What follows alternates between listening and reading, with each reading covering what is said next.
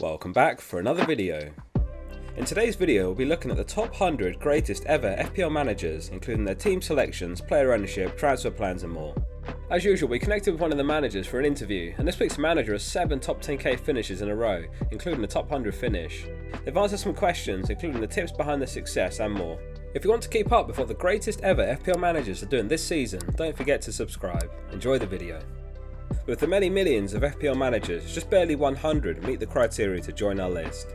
The criteria to join this list is a minimum of 4 top 1k finishes or a minimum of 7 top 10k finishes. They are undisputably the greatest managers to have ever played the game, with a record to prove it. We call them the Elite 100. That said, there's actually slightly more than 100, but to keep it simple, we'll mostly use percentages when going through their teams and moves. Let's start off with the Elite 100's team selections. By aggregating all of their teams together, we can arrive at a consensus team, which is a full squad of 15 players that they agree on having the most. One reasonable conclusion you could draw is that the higher percentage a player has, the more you should consider owning them. The Elite 100 template team is as follows. 4 changes to the team and a formation change to 4-3-3. De Gea remains the most owned keeper and managed 4 points in the first of Man United's double from 6 saves and a bonus point.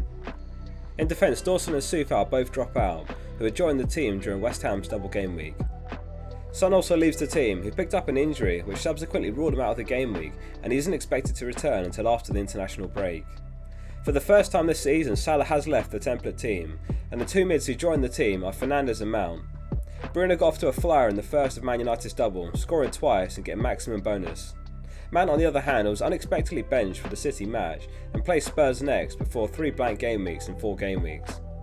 The front 3 remains the same, however Ronaldo's ownership has shot up from 47 to 73%, but was another unexpected absentee for Man United's first match against Aston Villa.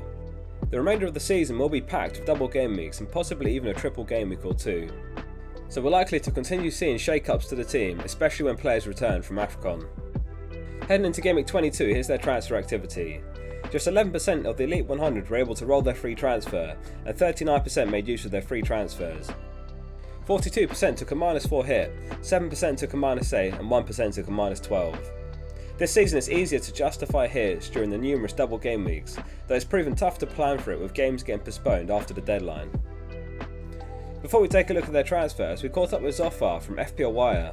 He has 7 top 10k finishes, all of which were in a row, and in the 10-11 season he finished 17th. That season he broke into the top 100 early and stayed there for the entirety of the season, and was 4th heading into Gameweek 38. He's never finished outside the top 100k in his 12-year career. Here's what he had to say. The first question was, what tips can you share behind your success? He said, trust your own decision-making process and make your own decisions. It's your team and it's no fun if you're relying on the opinions of others to manage it. Assimilate information from all sources, but ultimately make your own decisions. It's much more rewarding when you get it right, and the learning process makes you a better FPL manager.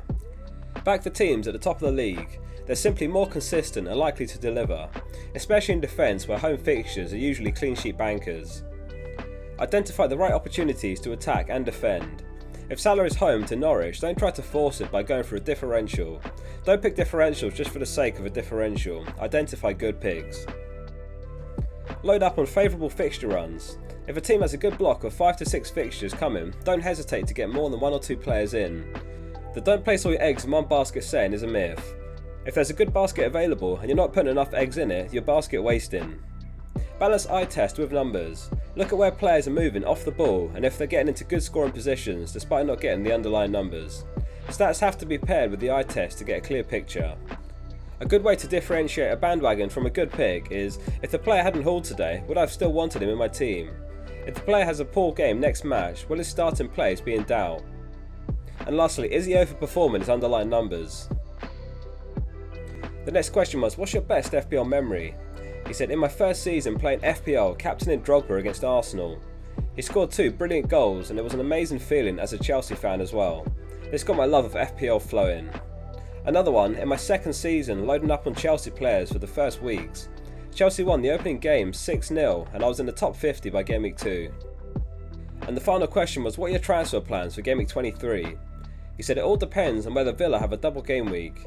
If they do, then I might triple up on the villains with a -8 as they have a good run of fixtures. If we don't get any double game week announcements, I will likely save a transfer with a view to bringing in Salah for Gameweek 24. Thanks again to José for taking the time to come on this week's episode. Links to his socials and FPL Wire are in the description. If you are enjoying this video, don't forget to hit like and subscribe for future episodes. A quick look at the chip usage among the Elite 100 next. 1% activated their wildcard in Gameweek 22, undoubtedly with a view to target the double game week, though it looks risky to wildcard this early unless your team is in really bad shape. There are now 19 fixtures that need rescheduling and 16 remaining game weeks, some of which don't have room to become doubles. It's very possible that we see many consecutive double game weeks and potentially half the remaining game weeks end up doubles. There's also a fair chance that we see a triple game week for some sides who have the most games to reschedule, such as Burnley. 4% activated their free hit for the double game week, so now over a quarter have used theirs. Interestingly, 1% activated their bench boost for the double, though again it didn't look the most sensible game week to use it due to the uncertainty surrounding a few fixtures. Onto the Elite 100's transfers. The most popular move was Santo Fernandes, which was a transfer 31 managers made, and it couldn't have panned out much better. 20 managers opted for Mount instead, who was restricted to the bench versus Man City. Trossard, Maddison and Lucas Moura were the other Sun replacements. It's easy to get drawn in by the allure of the double game weeks. Those who picked up the likes of Lucas and Trossard could regret the move come Gameweek 23. There's so much value in midfielders this season that we have to select ours carefully and look longer term rather than shuffling too much. We'll finish by looking at how the Elite 100 managers are ranking currently. Their ranks are categorised into 5 areas: top 10k, top 100k, top 500k, top 1 mil and outside top 1 mil. The breakdown is as follows. 4% are ranked within the top 10k and 43% within the top 100k. There are now just 2% of the Elite 100 ranked outside the top 1 mil. Finn Solly is well in front and having a remarkable season, currently ranked 85th. Last season he finished 39th and he's on course for a 10th top 10k finish. If you'd like to keep up with the top 100 managers this season, make sure you're subscribed. Thanks again to José for taking the time to come on this week's video. If you enjoyed the video, please remember to leave a like. I read every comment, so let me know what you thought of the Elite 100's team.